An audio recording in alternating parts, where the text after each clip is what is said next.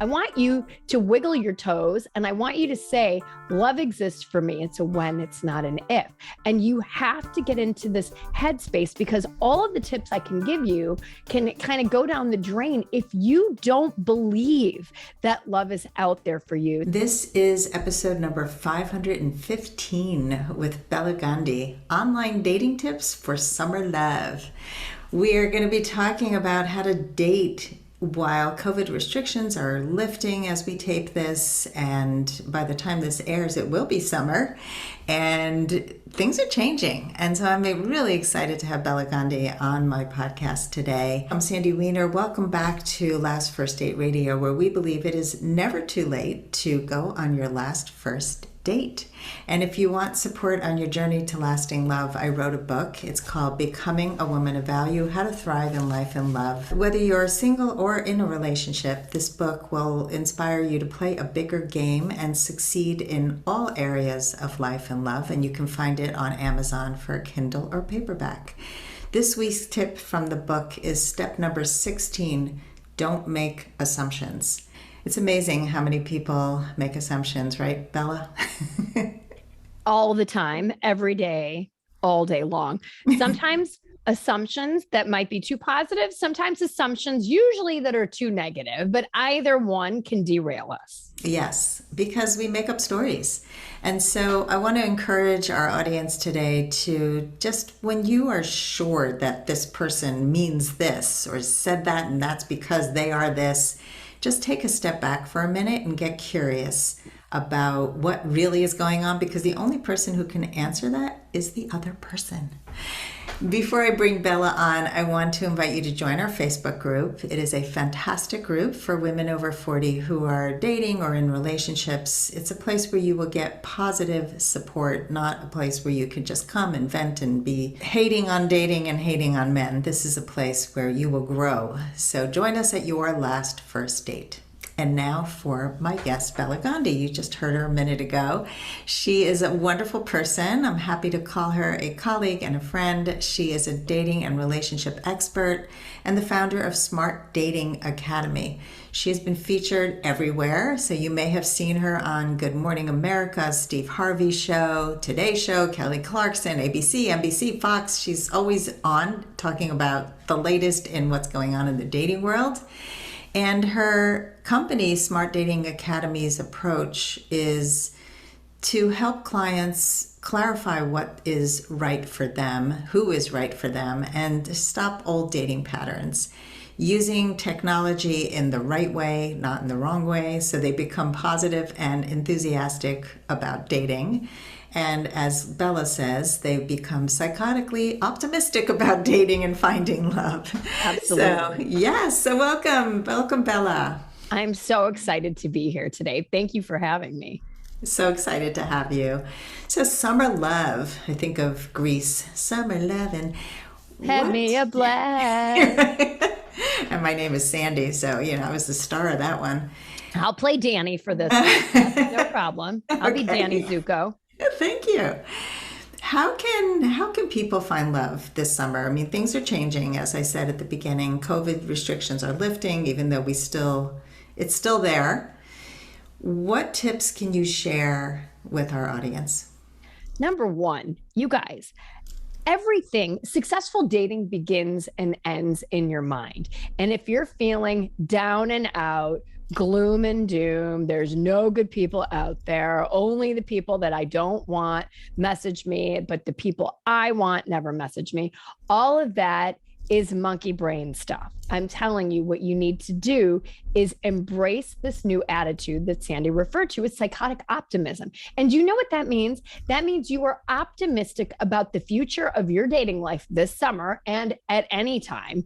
And you believe down to the tiniest little mitochondria in every little one of your cells that love exists for me. It's a when, it's not an if. Okay. And for those of you listening, I want you to wiggle your toes and I want you to say, love exists for me. It's a when, it's not an if.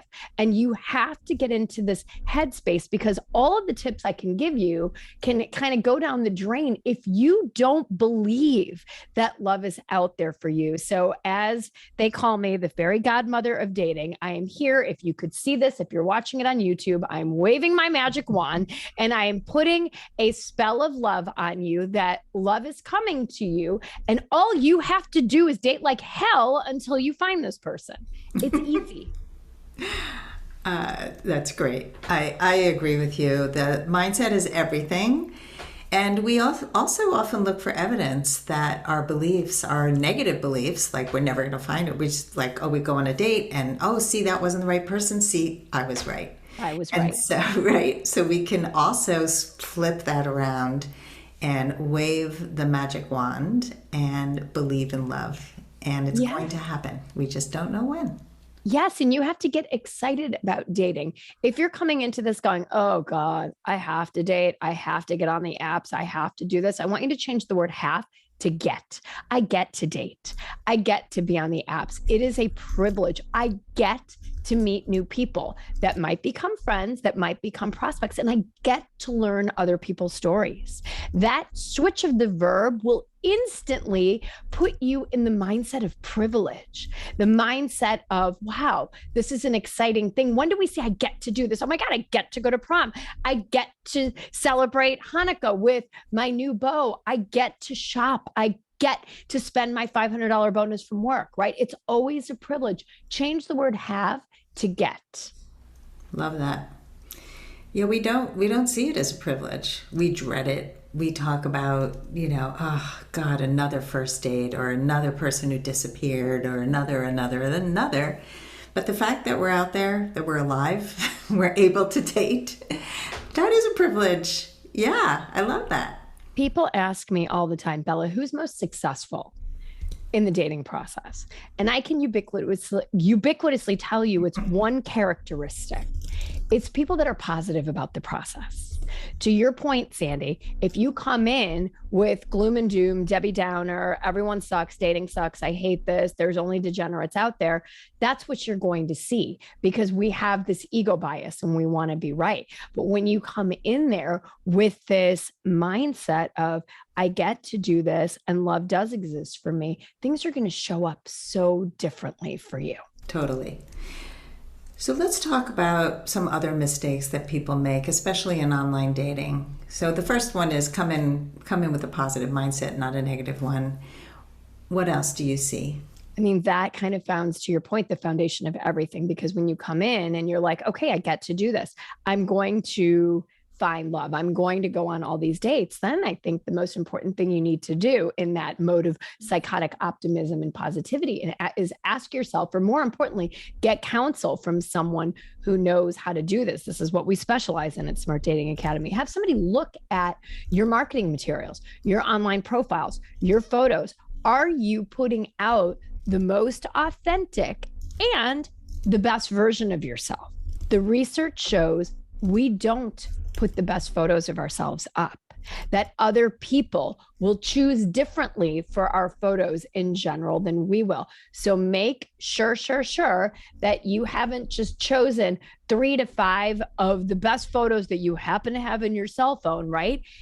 It's not a good strategy. Would you do that to sell your house? You wouldn't. If you were going to sell your house, you would probably have a stager come in, tell you how to, things to take down, things to switch out in your rooms. You would have a professional photographer come in when the lighting was optimal to photograph your house, to try to sell your house. And yet we don't give ourselves the same respect. We don't give ourselves the same respect that we do even the spaces that we want to live or rent out or sell. Have somebody come in and give you some advice. Are you looking like the best version of yourself? Because I'll tell you what, I've done thousands of these consultations with people.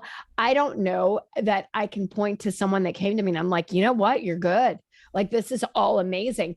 Go forth and conquer. There are always things that we don't see in ourselves, right? And that's the beauty of having a village around you that will support you and help you through the process. But your online dating photos and profiles have to be top of the bill, because I know what we're putting out there, which is very much top of the bill. And that is your competition. And if you don't know what that looks like, go to smartdatingacademy.com, look at some of the photos, look at the things that we're putting out there, because those men and those women are the ones that other people are going to be looking at because their photos are so good and realistic.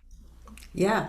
I mean, a lot of people put out terrible photos or photos that are all different years, different color hair. Like I had a client who had a beautiful photo of her hair straightened, but she has this gorgeous wild curly hair, and that's what she looks like all the time. And I said, a guy's going to look at this and say, who's the real you? And I've had guys say that to me, even though my photos are not that wildly different. And, you know, it's whenever there's too many questions, they're going to move on. They're not even going to usually ask. And so the real you, the consistent you, the current you, it would be nice if everything was time-stamped so we could know that it really was the real you that is happening right now. Yeah, so photos, positivity in your profile. We see so much negativity and what you don't want rather than what you do want, or who you are rather than who you're not. There's a lot of bitterness that comes out in people's profiles. What else have you seen? I think that that's a really good point, that sometimes when we come to this, we come in bright-eyed and bushy-tailed, and then we have some bad experiences. And we have people that are unsavory, or people that are looking for hookups, or people that send over, nasty photos, something like that. And so we think that it will help us to say, not looking for hookups. Please do not contact me if your photos are old, if you're unemployed or underemployed, if you're lying about your age. And all we're doing at that point is we're telling people, I've had bad experiences, right? And we're showering them with negativity. So if somebody positive is looking at your profile, one of my clients, like at SDA, will say, if anyone looks negative in their profiles and they're telling you what they don't want, they're telling you that they might be a negative person. So let's pass them by for somebody who's positive. Mm-hmm. So don't put a bunch of rules in your profile. Please do not contact me if not interested in, if you haven't been if you're not divorced, do not contact me if you're separated. Like, just don't do that stuff. It shows more about you and your mindset than anything else.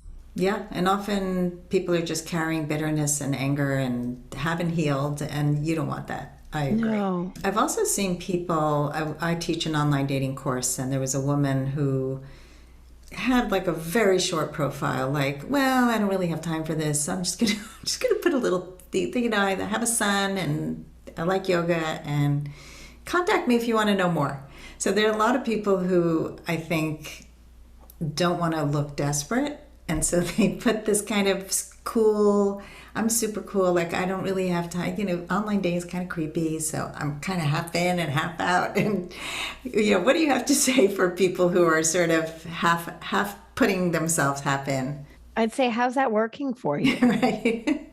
How's that working out for you? And if it's working out for you, great. And if it's not, then I would suggest changing things up and looking like you take yourself seriously, and you take the process of dating and finding what I call the lid to your pot seriously, right? Why, another thing we'll tell our clients is, in the absence of, if there are other people that look good and have committed to the process and have written and taken the time to write something about themselves, and then taken the time to write you a message that shows that they've read your profile, shows that you have things in common, why wouldn't you message that person first? Show a commitment to it, right? Exactly. This is not where I don't, work with people that are probably too cool for school. They're successful, they're beautiful, they're professional, they know what they want, right? And they're going to do things the right way because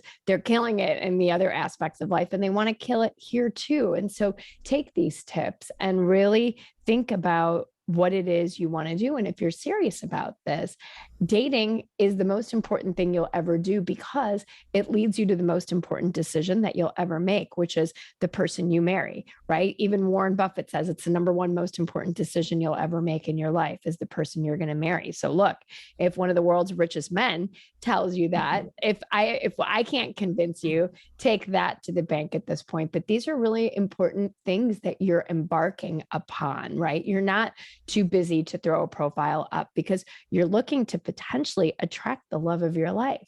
Why wouldn't you spend time, money, and effort on this process? I remember hearing a webinar many years ago when I first started this business, and they were talking about the lack of clarity that people have in the dating process. Like they go in, and I used to do this definitely when I was younger, where you just you're stumbling around. I'll know it when I see it kind of thing, which is what we're all told, it'll just hit you. And they use the analogy of going into like Dunkin' Donuts and saying, I want a donut. And there are like 50 different types of donuts. And you're not specific at all, and the person doesn't know how to help you. And that's how most people date. And so having that clarity, and I'm curious how you help your clients really get clear on what they want and need in a partner. So we have a whole process that we work with. We work with people on the shortest engagements we do is 3 months, but we're typically in it with people for 6 to 12 months. And we're really helping them step by step to look at their patterns of what life was like when they were growing up, all of their significant relationships. We have this proprietary exercise that we developed years ago, almost a decade ago, called the marriage map, which every client that's in our one-on-one practice fills out. And then their first meeting with us is 3 hours to really delineate what they want versus what they need. And for women, we call them high GHQ guys, high and good husband qualities. So you walk out of there, and this is a different process for every single person because everybody's attachments are different. Everybody comes in with different patterns. Everybody wants and needs something different. So we really dig in deep with people because it's some of the most clarifying, most important work that you'll do. So we set the stage in that meeting. These are all the things you need in a partner. These are the things that you want. And these are the red flags that you're going to see from date 0, which is when you read somebody's profile all the way to 6 months of exclusivity. So we teach this through a curriculum, and then we're holding people's hands like personal trainers through the process week over week, helping them to navigate building a dating funnel, right? Because you don't want just one and done dating. This is another huge mistake that people do. They find one and they're like, well, I've got this guy, Dave, so I'm just going to shut down my profile and see where it goes. Are you kidding me? Would you do that with your money in today's market? Of course you wouldn't. You would say, this is kind of volatile. I need to have cash. I need to have some bonds. I need to have some stocks and you would diversify your financial portfolio. And I advocate for diversifying your dating portfolio. You want to have many horses in your race. Think of dating as a horse race, and you're the prize at the end of the horse race, but you've got to have multiple horses to make it a race. And the horse that looks like it's winning in the first lap isn't always going to be the horse that's going to win at the end, as we well know through watching many derbies over many years. Race horses. It's an interesting way to look at it. You always have these great analogies. Yeah, it's one and done is the way I think we all used to date back in the day. I definitely would just, focus on one person. It would flare itself out, then go to the next person. And it's exhausting. And also you don't have anything to compare to. Exactly. And so when you do it this way, it makes so much more sense. I remember telling my kids when I started dating after my divorce, and I said, dating a few guys at a time. And they were like, are you a prostitute? I'm like, no, I'm not a prostitute. I don't sleep with these guys. I just date them.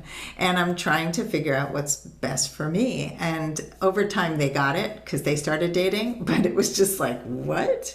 Wait, what? We just had a podcast episode. Well, I should say this is going to be in July. So in May, a podcast episode dropped called The 15-Date Rule with the Nazi's granddaughter. So it was an amazing episode about a woman who basically found out that her supposed war hero grandfather was actually a Nazi supporter in Lithuania. So her whole view of her wonderfully benevolent family blew up. She wrote a book about it.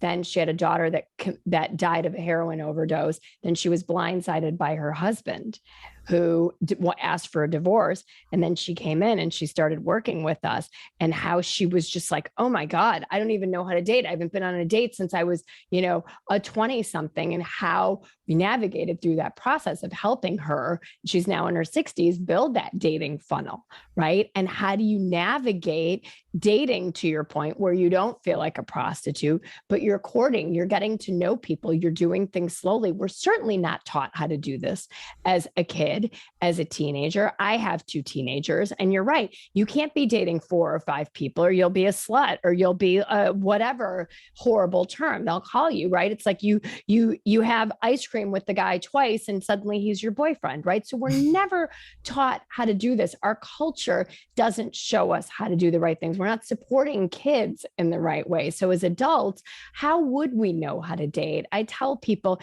if you haven't made good choices, and if your picker is broken, I'm giving you a hug, because it's not your fault. We were never taught how to do this. We can't pick our families of origin. We can't pick some of the things that happen to us. And if we're not educated, well, good God, we're left adrift in the Atlantic with no life jacket on. So give yourself a little hug and a pat on the back and say, thank God there's things that exist now that can help me do this. People like us didn't exist a decade or 2 decades ago. No. And dating is a skill set. It's a skill set, but it's psychology. It's so many things that we don't realize the patterns. Like you said, the work that you do in the beginning, and I do similar work, is to really unravel, how did you get here? What led you to make these choices? It makes sense. We connect the dots, and now we can learn how to unravel some of the damage and do better, and find out like what you're prone to do, like your attachment style and all these things that I had no idea these things existed back in the day. And so, we choose partners based on the wrong things, because we just don't know. And so we do the best we can with the knowledge we have. And with new knowledge comes better skills, better love, better joy, just better life.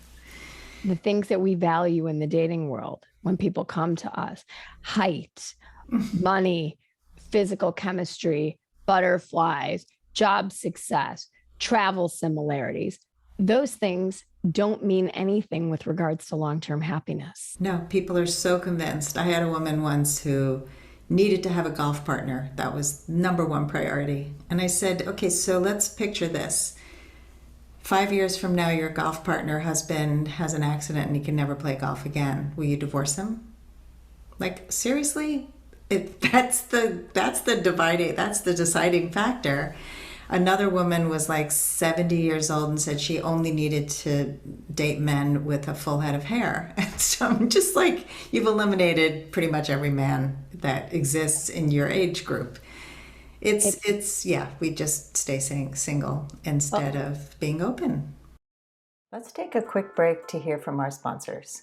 This episode is brought to you by Amazon Music Unlimited. You can listen to over 70 million songs and thousands of playlists and stations. Plus, you can now stream your favorite podcasts, like Last First Date Radio. You can listen to any song, anytime, anywhere, on any of your devices, your smartphone, your tablet, your PC or Mac, Fire TV, and any Alexa-enabled devices like the Amazon Echo. Get Amazon Music Unlimited for free for 30 days. Just head on over to getamazonmusic.com/lastfirstdate to learn more and claim this offer. And I just had a chat with Arielle Ford, who's in this space, and she's amazing. And she said that on her non-negotiable list was a partner that could take really long walks with her, because she just loved to take long walks and it was a must-have. And she said, well, then you realize that 30 years later, your partner may not be able to walk with you because he's got arthritis. And that's okay, because aging, different things happen. And it's like you have to really think about how important is this to long-term happiness, right? My own mom, my parents met on a Sunday. They were engaged on Thursday. They were married 72 hours later. And my mom used to tell me, like, look, just because you love the opera doesn't mean that the person that you marry has to love opera too. Go by yourself, have an opera group. Like, it doesn't matter. That doesn't matter ultimately. My parents have been married 53 years. My mom goes on international trips at this point with friends on tour groups because my dad doesn't want to travel. And people are like, oh, they don't go together. But when people have been married that long, they're like, oh, good on her. I would love to travel by myself, right? So what you think matters long term, really ultimately the good news, and I hope this is good news for you, these things are not what true love and happy relationships are made out of long term. No, I love that your mother does that by herself. It's a lot of people in her position would be resentful, would try to change their spouse to be what they want or leave them. And your mother said, okay, I love this man and he doesn't do this, so I'm going to do it. And I think that's a great lesson. And it's great for their marriage. You know why? Because they do need a break from each other. And Yeah. she's like, it's like an escape. I'm like, I know. So she goes away for 2 weeks and then she comes home happy to see him. And he's happy to see her because after so long, you know what happens, especially when you're older and you're retired, you take each other for granted, right? And you bicker and you get into those old patterns of rah, rah, rah. But when that person is gone, you realize how interdependent you actually are and how lonely it is without that person. So I kind of suggest, hey, maybe go on an international travel with my mom. You might love it. Yeah, we do need breaks from each other. There's, relationships really do exist in contrast. There can't be all the same all the time. There have to be contrasts in personalities. People are often looking for their clone, which is another thing that they get wrong, because how bored are you going to get of yourself if you're dating yourself? And I was just thinking about my daughter, whose husband is now traveling, and they've been married 11 years. She got married very young, and they have 3 small children. And COVID was a doozy, for their marriage. He was unemployed for 6 months during COVID. I mean, there's the whole thing of just all the stressors that you go through. And now he's away, and she's like, this is great. I have no expectations of him because he's not here. So I don't get mad at him. I just do everything myself. And when he comes back, it's going to be fantastic. So it's so much, again, is mindset. It's mindset. I get to have him take a break. I get to have him come back. And your story is a fantastic story too. Can you briefly tell our audience your love story? So Andy and I were great friends for years and years. We went to high school together, believe it or not, and we entered college each with long-term boyfriends and girlfriends, and we were literally platonic friends. My dad used to ask me, like, how do you hang out with a guy so much? I'm like, oh my God, he's like a female friend. He's not like a dude, right, that I would date. And after dating a lot of dudes, let's put it that way, high highs, low lows, loved red flags. If there was someone edgy, bad boy, bring him to Bela Gandhi. That was her jam for a while. And after, the 2 millionth heartbreak, I thought, God, what am I doing wrong? And I put together my own nerdy spreadsheet, as all good business students did. I was in the business school and looked at the people that make me happiest in my life. And I thought, God, that's so funny. Andy's the first person I call in the morning and the last person I call in the evening. We studied together and everybody had thought we were going to get together at some point. So I started to go, he's got all these characteristics that are really important to me long term. And as I started to look at him with different lenses, guess what? The chemistry grew. A year later, we started dating.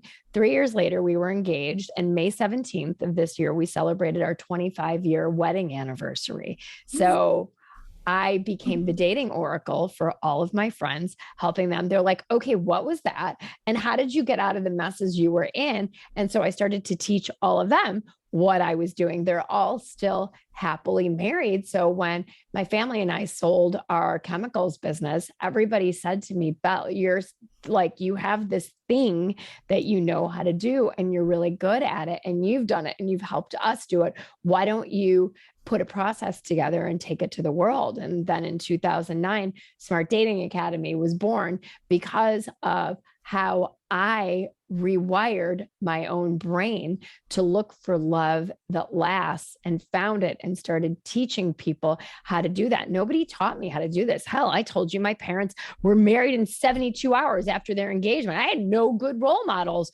for how do you do this process long term, right? My dad was like, do you want me to find you a husband? I'm like, no, I'm good. I'll figure this out.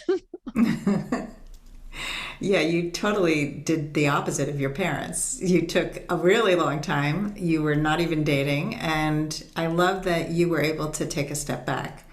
I wasn't able to do that. I was just like, well, all these things are not working. And so obviously the guys I like don't like me. So I'm just going to shut my heart down and find somebody who's really safe, who likes me a lot. And that was my solution, which was not the best. But it was what led me here today, and so it's all good. But you were able to help so many people, and I love that. And I'm wondering, I just kind of want to recap, and then I want to ask you the last question. Sure. I love your optimism. I love the mindset that you bring, and you're not just airy fairy, wave your magic wand. There's work to do. And so it's really balancing both. And I think some people listening to Psychotic Optimism might find it psychotic, but it's really, you have to believe in love happening to you in order to go for it. Without a North Star for anything, it doesn't happen. Like, we wouldn't go into jobs thinking, well, I'll probably never get a job anyway, but I'll just try out for this job interview. Like, you have a goal. It may not be that job interview that will work, but it could be the next one. And it's the same with dating. So I love your energy, your wisdom, and your magic wand. I love the magic wand too. One of my team members gave it to me for my birthday last year. Because I had this janky Amazon $2.99 Elsa frozen plastic wand. And she's like, okay, you need the real wand. I think the nickname came from Steve Harvey way back in the day. And he would always say, I'm going to here today again is my friend, the fairy godmother of dating, Bela Gandhi. And so that has stuck forever. He's like, you don't look like the fairy godmother. I'm like, I guess not. So the modern day version of the fairy godmother. No wings, just a wand. No wings. Right. Exactly. No gray hair that's exposed. Right. No bibbity bobbity boop. No bibbity bobbity boop. No kidding. So Bela, I ask this of all of my guests. What are your final words of advice for anyone who wants to go on their last first date? Believe that it's going to happen. Be optimistic for yourself, just like you would for your best friend. Would you be gloom and doom about your best friend and be like, you know what? I actually think it's over for you. This sucks. Just pull yourself offline. You would be like, no, come on. You've got this. You're not quitting. And I want you to talk to yourself like you would your best friend. And if you need help around this, get the help, right? You can find us in 10 different places, our podcast, schedule a consultation with us at smartdatingacademy.com. There's so many people. Talk to Sandy, talk to me. You don't have to do this alone, is what I would like to tell you. And if you need, stop relying on people that don't know what they're talking about. Your married friends aren't going to advise you well. Your family members are too invested in you to maybe give you good advice. Seek the advice of professionals that can help you like you would in any aspect of your life. You wouldn't ask your neighbor who's a lawyer if he could fix your son's broken knee, right? And that's what we do in the dating process. It's really true.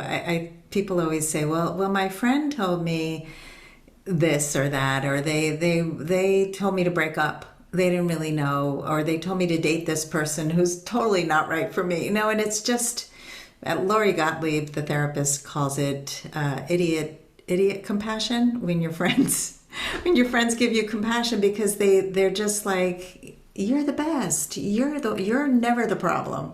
And it's not good advice. And so going to a professional in any part of your life, you would go to a professional, like you said, to change your interior of your house, to get a better profile for your a resume for your job. Like, you would get career advice, you would get other advice. And people still look at this as, oh, I can't believe I have to get advice on dating and I have to do this work. But it's the most important thing, as you said. And I love that you said that, because it is. So thank you, Bela. Thank you for coming on the show and for sharing your wisdom today. Thank you for having me. And thanks everybody for listening. If you love our show, please give us a great rating and review on Apple Podcasts. And as always, here's to your last first date. If you are ready to get unstuck, gain new tools, become more empowered, and finally find your last first date, I'd love to talk to you. Fill out an application to be considered for a complimentary half-hour love breakthrough session at lastfirstdate.com/application. That's lastfirstdate.com/application. I look forward to talking to you soon.